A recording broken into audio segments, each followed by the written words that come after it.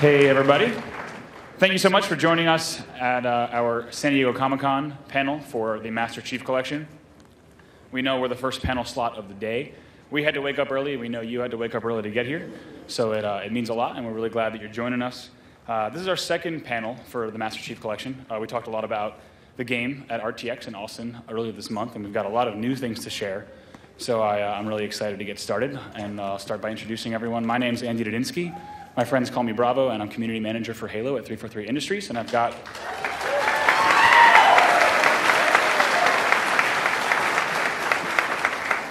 thank you very much. And we've got a lot of guys who can tell a lot about this project. So first up is going to be Dennis Rees. He's executive producer on Halo the Master Chief Collection and also served as lead producer on Halo Combat Evolved Anniversary. Next up is Max Hoberman, the original online and multiplayer design lead for Halo 2. Max is also president of Austin-based developer Certain Affinity. Next up is Frank Balson, who works at Blur Studio. He's a director there.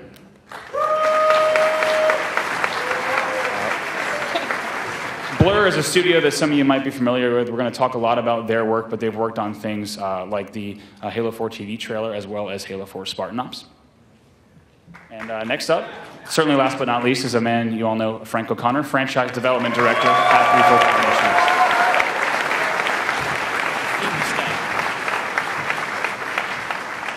So as I was saying, we talked a lot about the Master Chief Collection, introducing the project, as well as introducing Halo 2 Anniversary specifically earlier this month. And what I'd like to do for anyone who might not have seen that panel is recap just a bit about the Master Chief Collection and how we're bringing all of these games together. So Dennis, would you like to speak a little bit about that?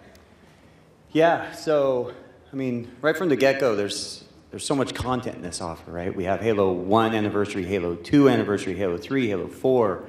We have guaranteed access to the Halo 5 Guardians multiplayer beta, and Halo Nightfall, the digital series with Ridley Scott Productions. So there's so much content. And for us, we just really wanted to make sure that we focus on making sure the games are easily accessible, and that we make sure that that nostalgic element of what Halo is can be remembered by all the fans and easily enjoyed. And then also try to add some sort of new elements to it.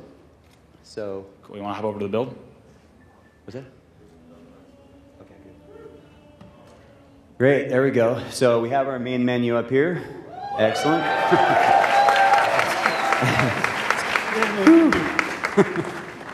So right away you see, for us, we really wanted to make sure it was easy to launch into all these games. And the way that we were able to do that was by taking off sort of the user interface level or layer for all of the individual games and creating a single user interface that connects them all.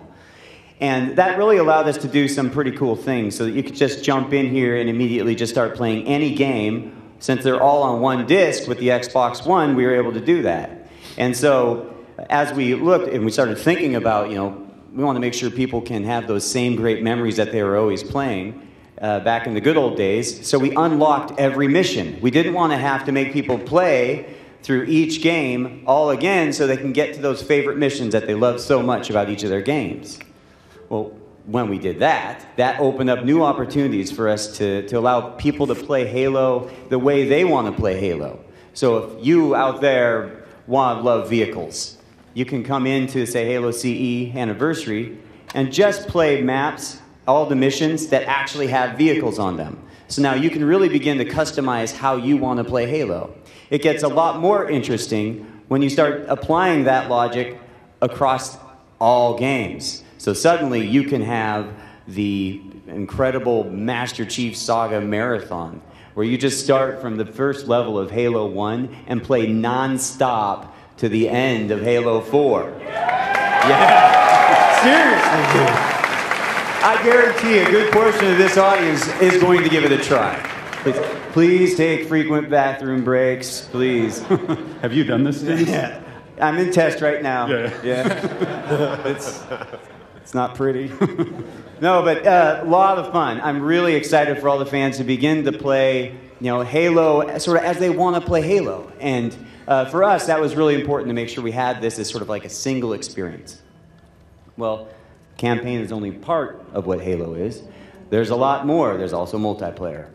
And multiplayer is, well, quite incredible with Halo, especially when you start to think about all of the maps that exist. There's over 100 multiplayer maps. We're talking every single map created for Halo, which includes all the PC versions as well. So when you start like cycling through some of these, it just gets kind of ridiculous. Yeah, it's a lot of maps. So making sure all of this content was easily consumable was important to us. And so, you know, we wanted to set up a process where you go in, you search for a match, and then what it does is it brings, based on whatever game you love, in my case it's Team Slayer, but you jump in, you're matched with a bunch of people who also love Team Slayer, and then you get to vote on what version multiplayer you want to play. So if it's Halo 1 and everyone in your party wants to play Halo 1, you can do that. It's going to load up the original multiplayer from Halo 1. That's right, the original multiplayer from Halo 1, as it existed back then, never before able to play over Xbox Live until now on console. So this is pretty awesome. With all of those PC maps as well, then you can do it. You can play Halo 1 multiplayer with all your friends. When you're done, you'll come out, and then you'll end up going back and selecting another version of multiplayer. It could be Halo 3 or Halo 2. And it's just a seamless experience. So it's a lot of fun. We think the fans are really going to enjoy it. And you know, we also had to make sure that we could do some other cool things, specifically around control schemes. One thing I know that Bravo loves, and made sure that I bring it up here, is the universal control scheme around Bumper Jumper. That's right. So finally, you can actually enjoy Bumper Jumper for all of your favorite Halo games. And you can actually have that same control scheme one right after another. Yeah. So for us, it was actually really exciting to sort of create a unified experience. Yeah, let's talk a little bit about, like, really at the onset, when you looked at, as we mentioned, you're a lead producer for Halo Combat Evolved Anniversary as well. When you looked at that project and then looking ahead to Halo 2 Anniversary, what were some of those things right away that you knew that you wanted to do? Well, so as we thought about, as we thought about campaign, we knew it was going to be important for, you need to switch to. I think we're going to fire up a running build of campaign for the first time in a panel right now. Yeah, that's right. So you guys are looking at Cairo Station. And, you know, right away for us, what was really important when we started thinking about Halo 2 Anniversary, the campaign, and remastering it, we had to make sure it played identical to the original game. So what we did was we took the original game code, just like in Halo 1 Anniversary, and we just sort of brought it right over to the Xbox One, and we hooked up two different rendering engines to it. So the original classic engine and rendering engine, and also a completely remastered next-gen rendering engine. This allowed us to do something what we call classic mode. So that at any point in time, you can hit the back button, or it's the view button on the Xbox One controller, and you can see what the game looked like 10 years ago. So here's what it looks like today, and this is what it looks like 10 years ago. Yeah, it's pretty significant. Now, the awesome part is with the Xbox One, that switch is just instant, or just instantaneous. Thank you, Max. Or instant. And, you know, it allows you to really have no gameplay interference, whereas the 360 version of that version, you know, is a little bit of a fade in, fade out. Additionally, we've added achievements. More achievements in this game than in any other Xbox game. That's 4,000 achievement points for this game alone. That's an incredible amount of achievements, and a lot of them have been changed and rewritten and make sure that everyone can have sort of a new creative way to play Halo. Additionally, skulls. Everyone loves the Halo skulls. They're hidden across the level, and once you find them, you can turn them on and you can modify your gameplay. There are more skulls in this game than ever before. There's over 30 skulls to change your gameplay. And then, of course, fiction. Fiction is always an important part here. So we found only the best partners to work with, and we really wanted to make sure that we told the Halo 2 cinematic story in a very creative and you know, high quality way. And so we worked with Blur Studios. And so, yeah, we're really excited. We have Frank here on the panel to talk a little bit more about it. Yeah. Cool. Thank you, Dennis. Yeah.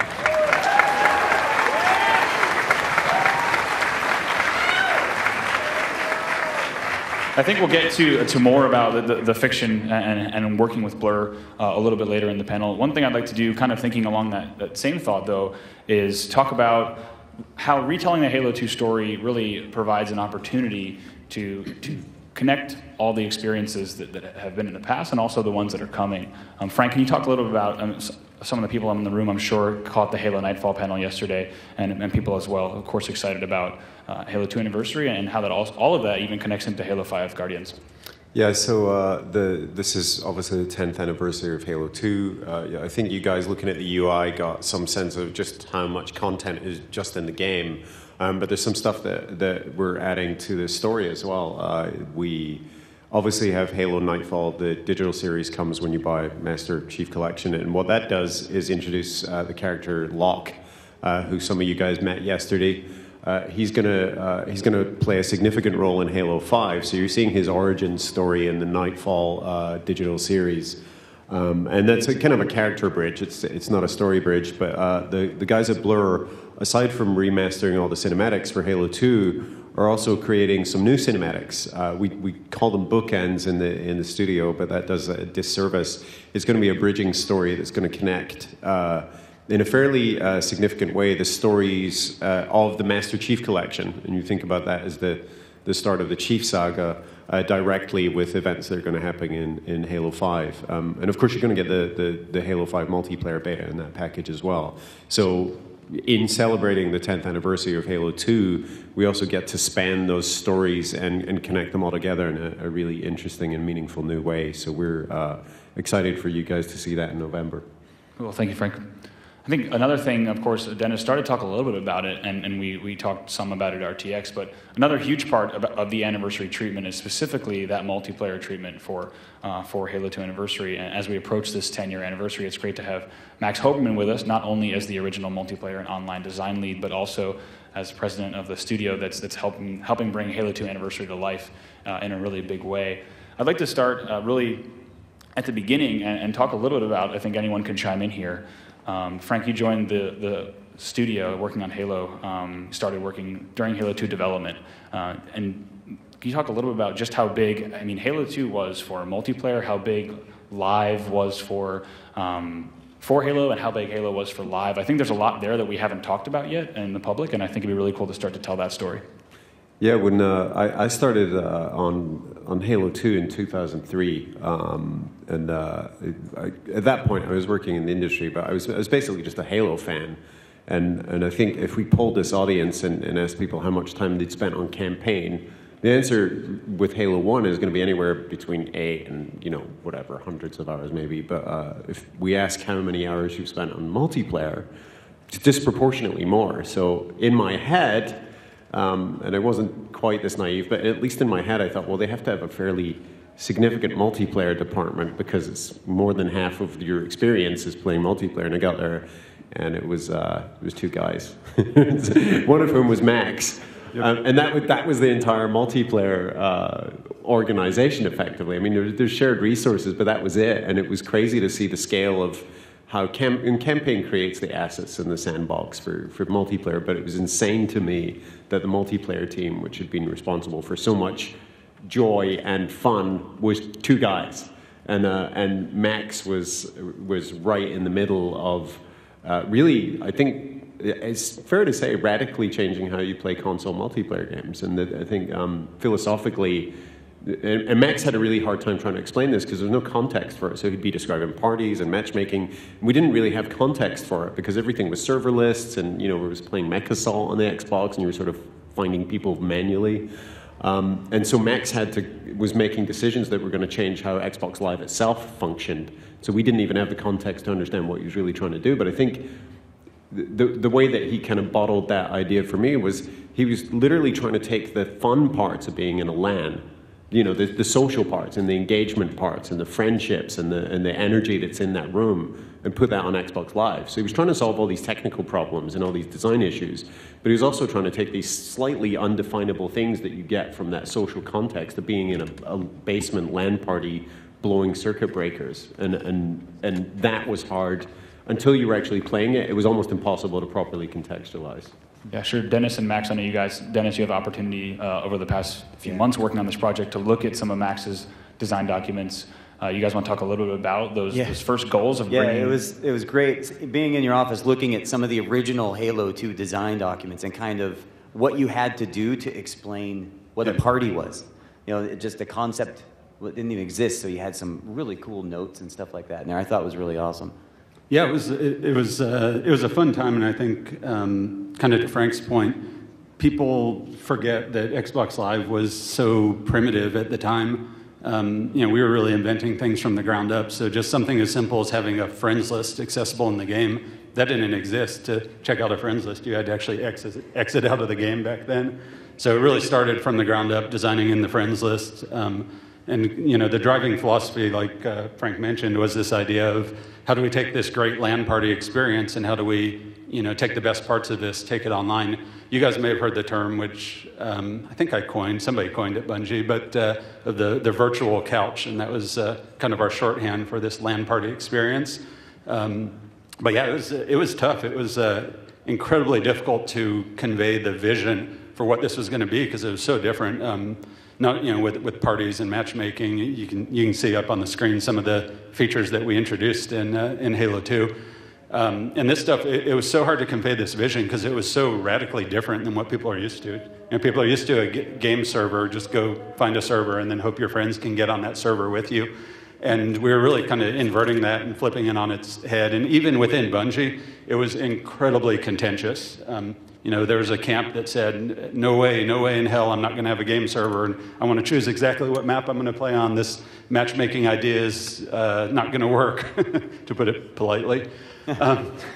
So yeah, it was fun times. It was quite challenging. You can see up there on the screen, grab this shot real quick, but there's the friends list. Before you had it on the guide button, and you had it in this kind of universal format. Had to dedicate a controller button for that sucker way back in the day. Nice. And we had clan support. We had trying to think what was interesting or what was really kind of contentious. I know matchmaking was a big deal. Yeah, I mean, even pregame, the fact that you had a pregame and postgame lobbies, right, where you could organize yourselves with friends and communicate against the people you just had. Of course, communicate very politely about the match that you had just played. And of course. There's a lot of things that I think many of us, when we were first playing Halo 2, certainly took for granted, right? Then we popped in this disc, and all of a sudden we were competing with people that we used to have to lug our Xboxes and TVs over with, as well as competing with people across the world. So I think a lot of that, when Dennis started to tell me around the end of our RTX panel, he's like, hey, Max has this community background where he wanted to create this social experience where it's easy to find matches are great, and it really starts to make sense when you think about the framework of Halo 2 and Xbox Live. Yeah, when I was working on the online features, I was to a certain extent, I was in a vacuum. I didn't really have a lot of direction. I did have a lot of community background. At Bungie, back pre-Halo days, I was responsible for managing the community for the Myth games online for BungieNet. So I had some experience, and I had some ideas, things I wanted to do, like parties was my own kind of crazy concoction. And then matchmaking was the one place where I actually felt like I got some creative direction from Jason Jones, actually, one of the co-founders of Bungie. And it was really interesting because his creative direction, when I kind of explained what we wanted to do with matchmaking, what Jason said to me is, all right, two things you need to be really careful about, two things you have to do. Number one is you have to make it so that it's like a candy machine. It's like, what do you mean? Every time, like a gumball machine, every time you put a quarter in, you get a piece of tasty candy. Okay, all right. And then number two, once you're in matchmaking, you need to make it easier to stay in than to get out. Make it easier to keep playing than to leave. So I took that as creative direction to heart and interpreted that, and that's why at the end of the match-made game, for instance, you stay in that group and another game automatically starts up. That cycle repeats itself automatically. That was my translation of his very odd creative direction. Thank you, Max. I think one thing that has become a tradition, and you guys should let me know if you'd be interested in this, but we've been revealing which maps we're remastering at each panel, and I think maybe we could do that again. Is that something you guys would like to see? Cool, Max. Max, I will actually let you do the honors. I think we're about to make it a tradition. So yeah, we talked when we were at RTX. We were talking about the multiplayer maps and the fact that all of these multiplayer maps that were so popular for Halo 2, maps like Midship and Lockout and Ivory Tower and these others, they were all designed right from the get-go. And we had such a small team, as Frank was mentioning, that we really had to kind of get our plans in order and get them locked. And that's actually true of all of the maps except for one. Does anyone here know which one map we added very, very late in the game? Shout it out if you know it. Zanzibar. Tombstone. Interesting. What? Say it again? Zanzibar. I heard it. That's right. So we're bringing back Zanzibar. Very excited about that. The original screenshot, even. Yeah, that is an old screenshot.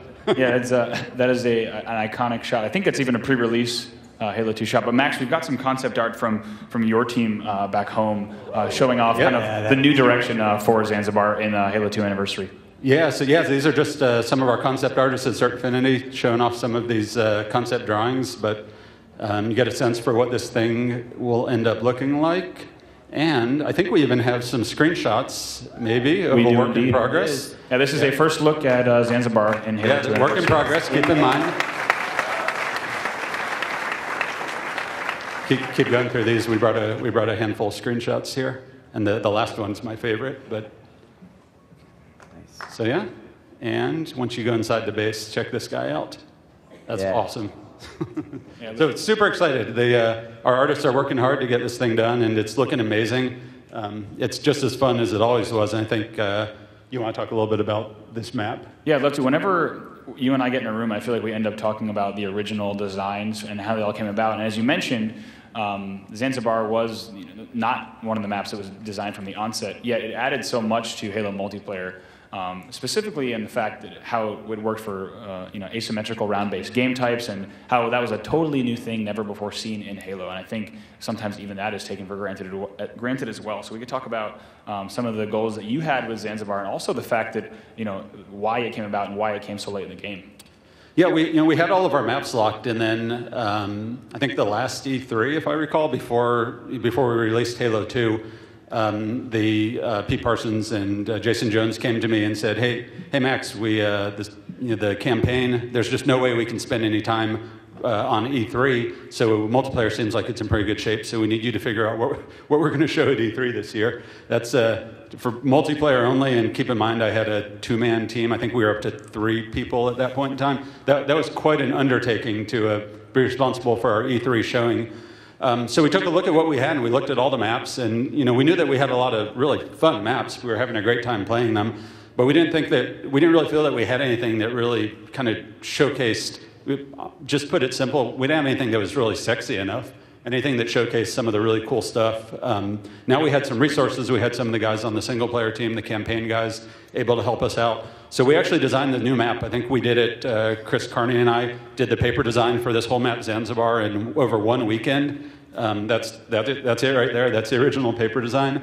When we really wanted to design a map for this One Flag CTF game mode, which I'd kind of dreamed up, and we had it working on some of the maps, and it was fun, but we didn't really have a map that was kind of designed from the ground up for this game mode, this asymmetric round-based game mode where you had everyone on one team, on offense or defense. So yeah, we decided we'd showcase this One Flag CTF on this map. You can see the red line on there. That's the original plan for the vehicle path. But yeah, that's actually remarkably close to what we ended up shipping, which is pretty cool. But we didn't really have a lot of time for iteration on this map, so we just dove right in, straight into production, trying to make a small map that supports Team Slayer, always a priority, but also One Flag CTF, and a map that supports infantry and vehicles in a really fun way, which we didn't feel like we had actually tackled previously. So this was one of the first ones that we felt really kind of nailed it. Lots of vehicle paths and infantry that has to cross the street, so to speak. Mm-hmm. Can you tell them your original vehicle plan for Zanzibar, the one that you ended up taking up? Oh yeah, I was telling these guys earlier that I was looking through some of my old notes. It's been a while since I worked on this stuff, and for a long time I actually planned on putting a Banshee on this map, which was just crazy. I don't know what I was thinking. Would have been fun, but it was crazy. I think it's also cool if we could talk for just a second some of the things you've told me about really the design influence, taking even a step further back of asymmetrical round-based game types and how that provided a new experience, and also how that tied directly into Zanzibar, with the temptations for leaving the base, and how it was really just an entirely new way to play multiplayer. Yeah, there's kind of two things there. One is just kind of standard gameplay balance things. There's a lot of things we did on Zanzibar to, okay, we're going to design this asymmetric map with bases and people that can, hole up and sit around camping their flag with shotguns and rocket launchers and stuff. So we had to do things to try and counterbalance that. Things like put rocket ammo, for instance, out there. Entice the guy with the rocket launcher to come out of the base, risk his neck for some advantage. So there's a lot of that thinking that went into the map. But more broadly than that, with One Flag CTF, my mission on Halo 2 was really, a lot of fun, the fun of Halo multiplayer, but also really broad accessibility. And One Flag CTF was kind of born from that vision of, hey, if you only got 4 guys on a team, let's not split them up and have half of them on defense and half on offense. All right, let's get 4 guys all working together, coordinating with a single sole focus and objective. And that's just a lot more user-friendly, a lot more easy to understand and accessible. But that was our guiding light on Halo 2 in general.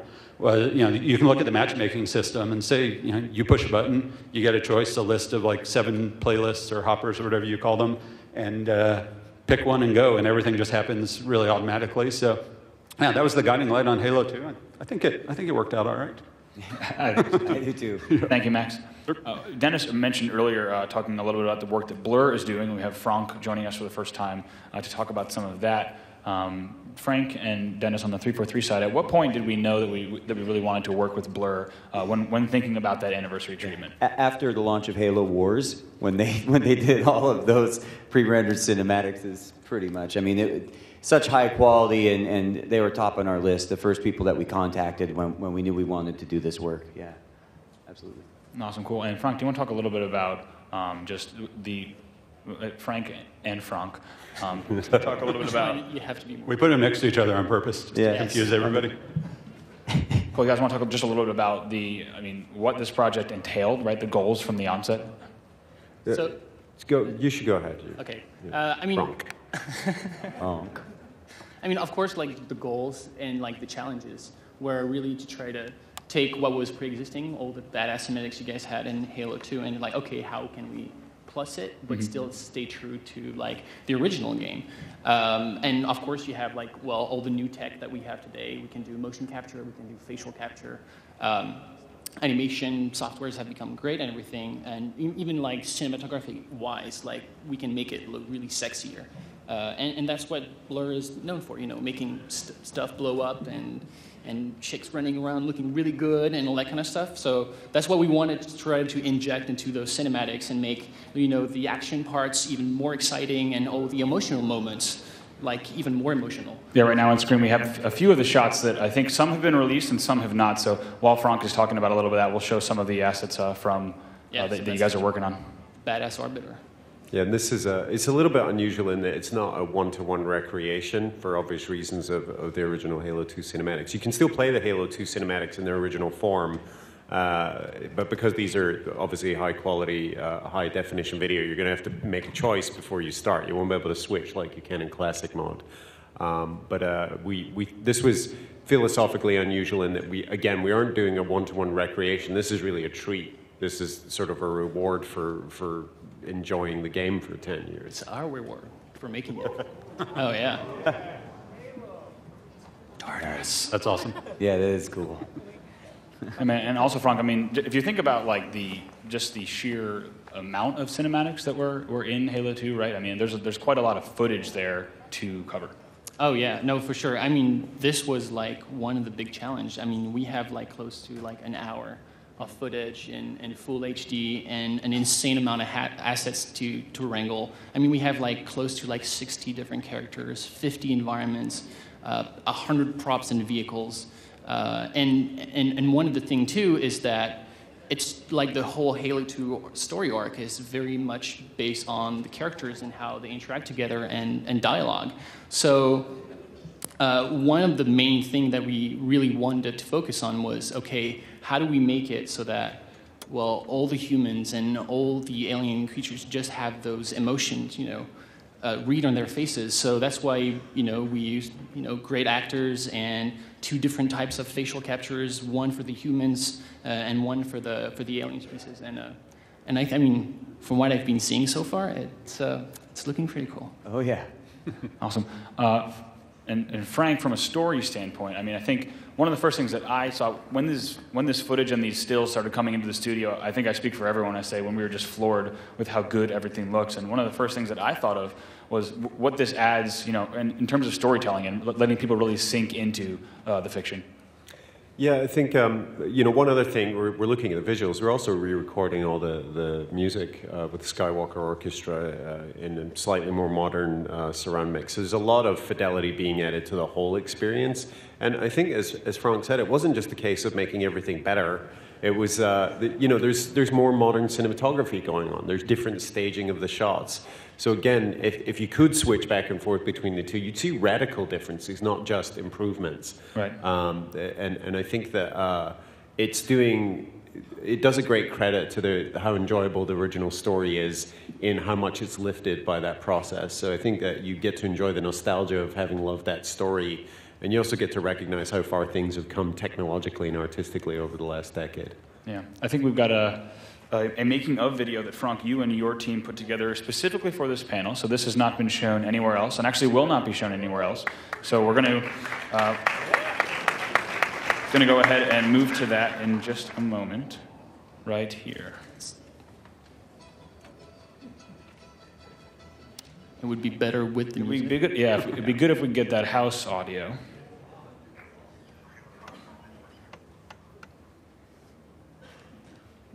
Or maybe we could just mime it.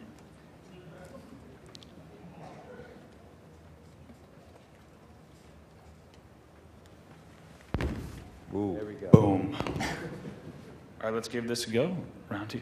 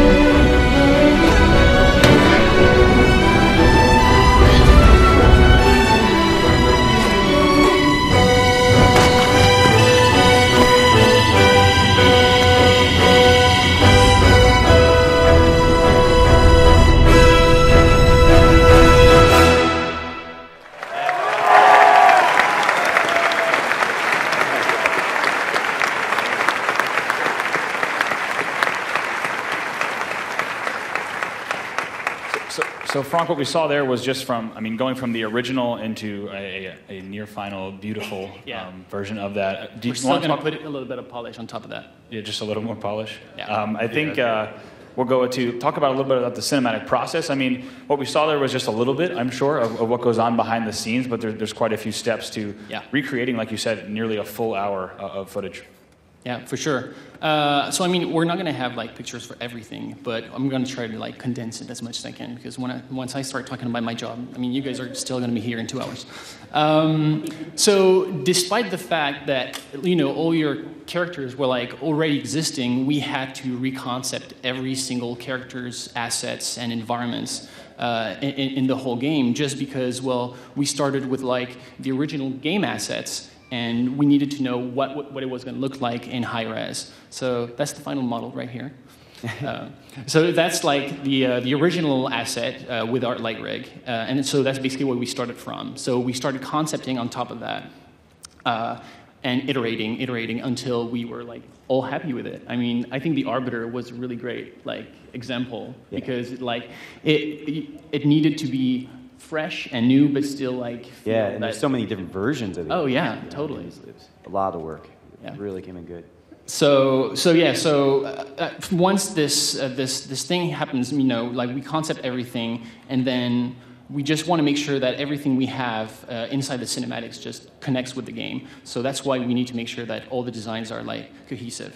And if we take a look to like Sergeant Johnson a little bit better, just because he's like one of the main characters. Because he was a human, we were like, okay, we're going to go the mocap route. We're going to need to have like great facials, and so there is no other way for that than just like cast an actor that can do the body performance, the facial performance, that can act sitting. So there's actually a really funny story how we came to work with Damien. Is we were actually casting a lot of people, and then he just showed up at the studio to visit one of the animation supervisors, and we look at him and he's like, who's this guy? And he's like, oh yeah, he's an actor. Like, can you come? Can you just like read the lines? And he just like read the lines. We're like, okay, you know what? All the other guys, we're done. So this dude, we're like, okay, so this dude's like, oh, really? You mean like I have a job? Yeah, you have a job. Okay, great. and it's been hell since. I mean, actually, we have Damien with us. You want to stand up and say hello? There he is.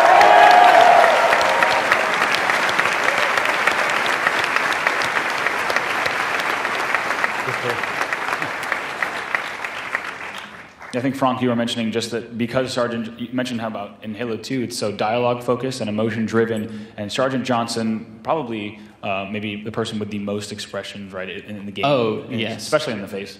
Oh yeah, totally. And I mean, and Damien is extremely expressive. It was very painful to animate because he's so expressive. At first I was like, whoa, I didn't even know a face could do that.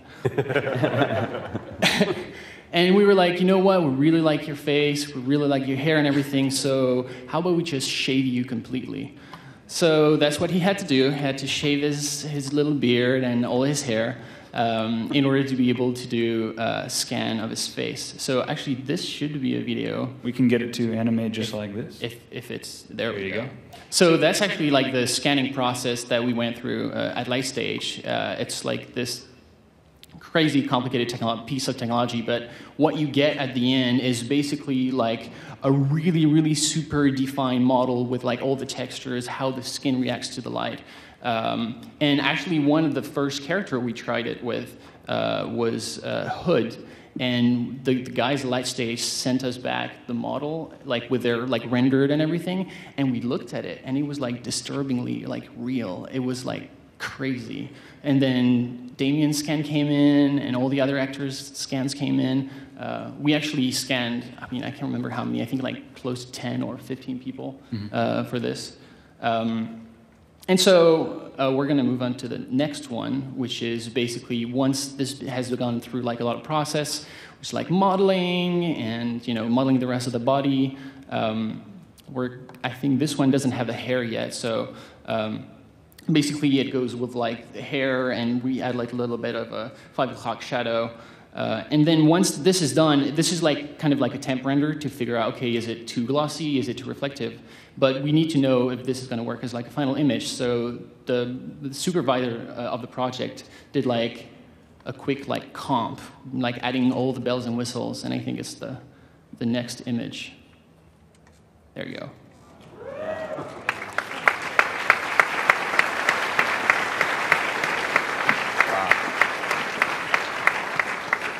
And we were like, oh, wow, that does look like Damien. He's sitting right next to him. Yeah, I know. This is kind of weird from our view up here. It's like side by side. Although that does look like the sexier version of Damien. Yeah, sorry. Yes, more distinguished. So the next stage, once we have all those great models, of course, we model all the characters, all the props, the vehicles, all those like insane environments. I mean, those environments are so huge that it demands like a lot of work. But basically, once everything is created, then we have a step called rigging, where we put like bones and all that kind of stuff so that characters can move around. And in parallel, we do mocap. So I'm sure a lot of you guys know what mocap is. A lot of actors with like tight spandex suits and little reflectors on them. And this, I mean, what was really new and like hard on this project was the amount, again, like the volume of stuff to do. So we shot for like 24 days. 24 days of mocap to be able to create like the whole content.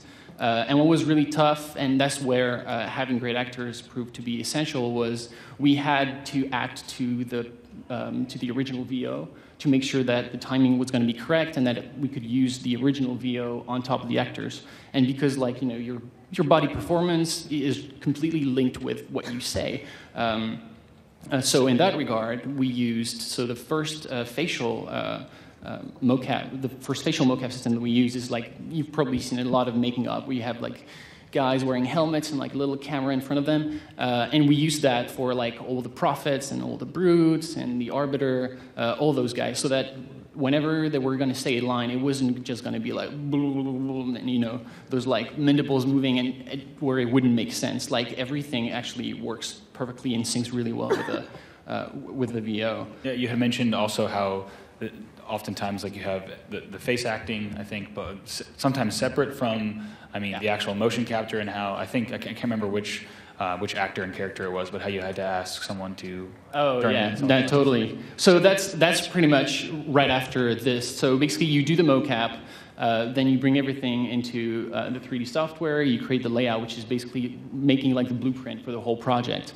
And once this is done, we do the second part, which is another stage of facial capture for all the human characters. And for this, we use a different thing. I think you probably saw it into the video. At some point, you had the actress playing Keys.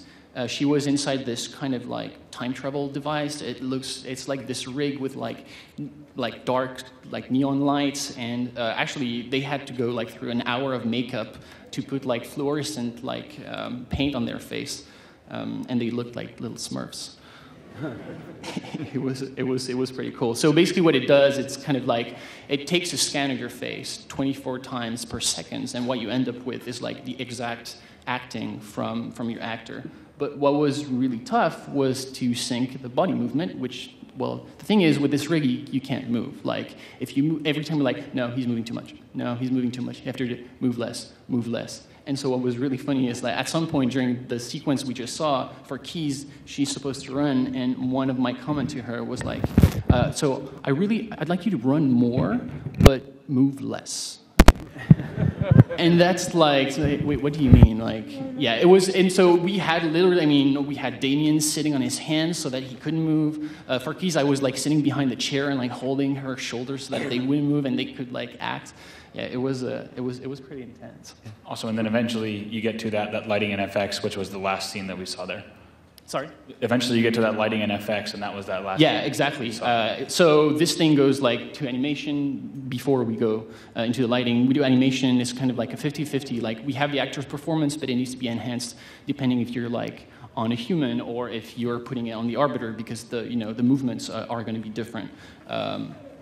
And you can see that it doesn't always work. Like for instance, like the little grunts, whenever we put the mocap on them, because their legs were so tiny, we actually had to get like one guy running through the whole freaking volume, and he would just run like 3 feet. So that's where we're like, oh, okay, we're just gonna have to keyframe those guys. Mm-hmm. But yes, once the animation is done, lighting comes in, and it makes it look from, it starts from gray, and then suddenly you have like light and shadows and textures, and it starts looking real, and it's just also, like freaking crazy. I think also explosions. And also, yes. And then effects. Very important part. Yes, exactly. Well, I mean, I think that's what Blur is known for. It's like to blow shit up and stuff like that. Yeah. I mean, that's what we're good at. And I actually think we brought. I think we did. This is going to be a world premiere of the latest footage that you guys have brought, complete with a lot of explosions. So let's roll that.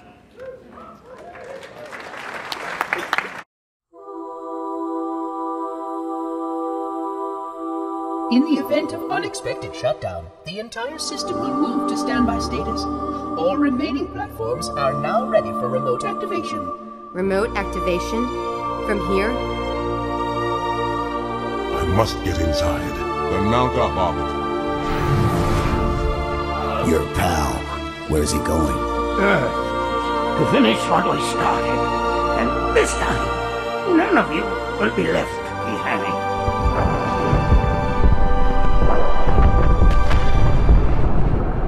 Don't make a girl a promise if you know you can't keep it.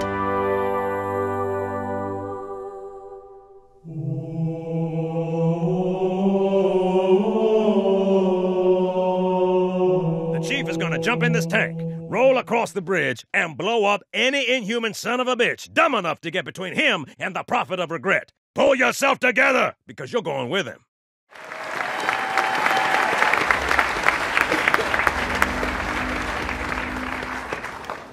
Awesome. Thank you, Frank. I think leading up to the launch of the Master Chief Collection and Halo 2 Anniversary, we'll have some more tidbits to share as we get closer. And of course, November 11th, everyone will be able to play through that campaign fully remastered. Before we finish up, we've got a few things. The first of which is that after the Q&A, we will have a giveaway, which is going to be a, let me actually hold it up. Let's see. We'll have the details shortly, but this is an exclusive 1 of 4 Halo the Master Chief Collection, Xbox One. Only 4 were made, and this is actually lasered onto the Xbox One. So we'll have details after the Q&A. If you guys do want to stick around, be sure to stay in your chairs. But we'd of course like to thank everyone for coming later today, I think 12:30 at the Xbox Lounge, which is in the Hyatt. We're going to be doing a panel signing where you can also grab an exclusive Master Chief Collection poster that's only available there. You can meet all these fine panelists and talk to them. Maybe we'll probably have Damien swing by as well if he's free. He's free, so he's going to be coming too. Oh yeah, he's free. That's But I think with that, we're actually ready to get started. If you guys have any questions for us, we've got a few minutes for Q&A, so go ahead and line up at the microphones in the aisles. First off, I just want to say great presentation. We appreciate it. And Thank you, man. My question is, are you guys going to be fixing things or leaving things that kind of made Halo 2 unique, like BXR and stuff like that? So, since we're using the original game code, a lot of those things will exist. So yeah, we don't want to fix them. We want it to play like it did, 10 years ago. So that's been one of the pillars. We're trying to keep as much as we can the same. Yeah, the one caveat I'd add is there's some differences that are forced on us, things like 16:9, the frame rate, and there will be things that introduce new layers of complexity into that. So we're, to Dennis's point, we're leaving the thing the way it's supposed to be, but there'll definitely be some sort of geometry changes and things that happen just as a result of the fidelity increase. Yeah, I think it's also worth pointing out, like if you are a fan of the way the game originally played, that's all available in the original multiplayer. But Halo 2 Anniversary will be running on a heavily modified engine, and things like BXR and stuff won't exist in Halo 2 Anniversary. So if you kind of like either flavor of gameplay, that's going to be waiting for you in the game. Hi there. I'm Serena Cortana, and I just wanted to thank all of you for all the work that you've done. I wouldn't be standing here today if it wasn't for you. I'm transgender, and through Halo, I found the support and guidance I needed and the friends to get me through. And by just sheer coincidence, I started hormones on the 12th anniversary of Halo 1. So I just wanted to thank you all. Thank you. Thank you.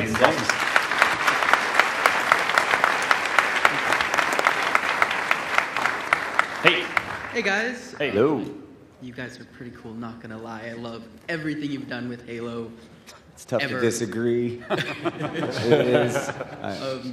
But I was gonna ask, because Halo 2's Collector's Edition was such a huge thing, is there going to be a Collector's Edition of this with maybe the helmet or something like that? We still have a lot of those helmets, so maybe we can put. There's no plans for a limited edition. I think you guys are going to dig the packaging itself, and really, this is kind of a collector's edition unto itself. I mean, certainly the content speaks to that, and I don't think, bluntly, you're going to get as much gameplay or content for $60 anywhere else this year. Whether you like it is a different matter, but no, at this point, there's no plans for a limited edition of that game. All right, cool. Thank you. Thanks. As myself and I'm sure many other people are wondering, do you have any plans for a PC release of Halo 3 or the Master Chief Collection? Well, we have nothing to talk about right now. I mean, it's the type of thing where we're doing a lot of this because the fans keep asking for it. And, you know, if the fans want a PC release, they should keep asking for it. But we don't have anything to talk about right now. We will. Thank you. Hi, Halo Nightfall and the new characters look amazing, but I'm a huge fan of the novels, and I was wondering if we'd see any more of remaining Spartan 2s or Spartan 3s that come back. First off, I love your accent. Thank you. Thanks, Frank. Very, very sexy and compelling. Secondly, the original Spartan 2s are well, you're going to see one of them for sure, Master Chief. But they're a thing we're fond of, and I bluntly don't want to give away any story spoilers for what we have planned for the historical Halo characters. But there are a lot of really interesting things related to your question that are going to become apparent in the next year or so. Thanks a lot. Thank you. Thank you, man. About what you said recently, I was about to ask for a PC version too, but I have another question in mind. You guys are doing an incredible job remastering these games and really respecting, obviously, the original source material. Did it ever occur to you, like, you're making Halo 1 and 2 look absolutely amazing, and then Halo 3 is probably looking like a 2007 game, like, in comparison? So I was playing Halo 3, the build that came in on Friday. Right before we left. And so, sure, it looks like the stuff that was built for the Xbox 360. But what I've noticed, especially with Halo 3 and Halo 4, is there's a lot of detail, and not just pixel detail. Like there's animation detail that's popping out at 60 frames a second that was built into the game that just was never demonstrated. And so I was in the jungle, the beginning level of Halo 3. And there's absolutely new light coming through foliage in different ways, and this was all just in there, and the fidelity is really singing at this point. And I don't want to oversell it. Both of those games were still built for the last generation of hardware, but I think that, bluntly, Halo 3 and Halo 4 in particular wouldn't benefit from the anniversary treatment anywhere near as much as the OG Xbox stuff. So I think you're going to be really pleasantly surprised by how the campaigns on those look at 1080p and 60 frames a second. It's definitely going to look a lot better and play better on the Xbox One. Yeah, and something I noticed as well, just even things like on the fist of a Spartan, you'll notice the overshield actually has this thin glow that I don't think was ever seen on Xbox 360. So it's cool. The rack slide animation on the pistol, and there's loads of things that just pop out that were there, but were hidden by the fidelity at the time. Yeah. Cool. Thank you. Hey, thanks, guys. You said you're remastering or re-recording the soundtrack, and of course that's a huge part of the series. Everyone remembers, firing up Halo 1 and 2 the first time and hearing, da da da da da. I didn't tone deaf, but So, any chance of including an isolated score? So just turn down the TV, crank up the stereo, and enjoy that at all? Or? That is, it's certainly possible. It's not on the docket quite yet, but we've had that discussion internally as well, and we'd like to make it available as a standalone thing. But we just have to finish the game before we start worrying about the discrete components of it. Yeah, you'll hear a lot more about audio coming up soon as well, probably around Gamescom frame. Yeah. Okay, great. Thank you. Yeah. Thank you. I have a question about Halo 1 multiplayer. If you're bringing back the multiplayer as it was, Is the infinite ammo glitch still there? Because it seems very detrimental to the entire gameplay. Specifically the rocket infinite ammo glitch? Maybe. Yeah, I think there's a lot of things, like looking at, as Dennis started to speak to, and Dennis and Frank, you should chime in as well. There's a lot of things that are intricate to the gameplay. I think there's often you have to draw a line. You know, do you cut off back reloading and things, or what do you keep? So I think largely for Halo 1 and Halo 2, in classic mode, there's a goal to have the experiences play as they did. Yeah.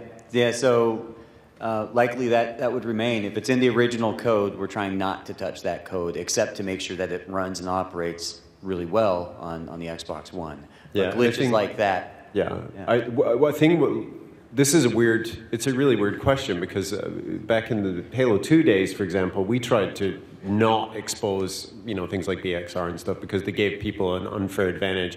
I think our approach this time will be a little bit different and pretty opposite. And where there are things like fun glitches, we're going to try and explain how those work to people so that they're not in the dark. And, there's like 5 jerks on the other team not telling them why they have infinite ammo.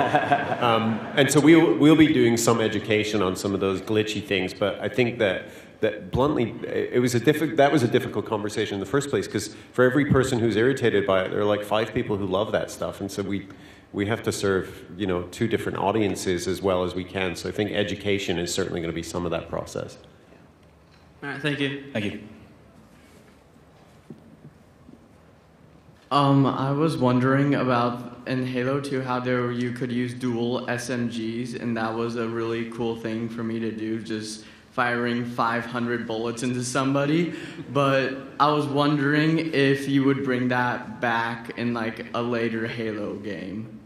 Well, dual wielding is part of the Max's 6 remastered Halo 2 anniversary maps, and in a lot of ways it plays like, it does exactly play like a very modern version of Halo 2 with most of the Halo 2 functionality. So the answer is yes for that. And in the future, Halo 5 and beyond, there's currently no plans to put dual wielding in Halo 5, I'll tell you that. But, it's not impossible in the future, but no plans at this time. Thank you. Thanks. Probably got time for a few more before we give away. Actually, I'm being told we have time for one more before we give away this console. Hey, you guys. Thanks again for everything you do. Halo is awesome. My question is, after the success of Combat Evolved Anniversary, when did you guys, maybe specifically you, Frank, when did you know that you wanted to take this concept of reviving the game beyond Halo 2, but to Halo 3 and Halo 4? When did you know that that was something you wanted to do? Bonnie Ross, who's hiding in the audience somewhere, lamented when we were working on Halo Anniversary that we couldn't put all the games on the Xbox 360. 2 of them were on the original Xbox. We were putting Anniversary on the 360. And having that whole collection and that whole experience of the Master Chief's story on one console would have been great. And so when the discussions about what we would put on the Master Chief collection came up, that was really the driving principle behind it, is put the entire story on one console. Not just so that people can go 1, 2, 3, 4 and then move on to 5, but so that they can finally have this thing that they've sort of grown up with all in one place and enjoy it, from one box at a higher fidelity than ever before. So really, the real answer is during Halo 1 Anniversary is when that was first discussed. Cool. Hey, thank you. I'd like to thank, of course, all of you for joining us this morning. I'd like to thank Comic-Con for having us. It's been great. I hope you guys enjoyed it.